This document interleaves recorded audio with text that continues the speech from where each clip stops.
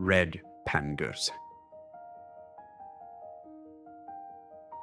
They're well adapted to life here, with thick fur to keep out the cold. This female is searching for food.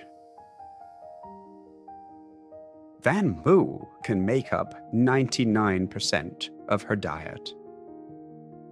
But during the coldest months, something appears that is much more nutritious, and she knows exactly where to find it. Kiwi fruit, otherwise known as Chinese gooseberries. They are packed with energy and only appear for a few short weeks. So she eats all she can find.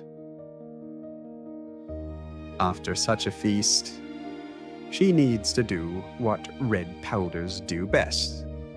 She sleeps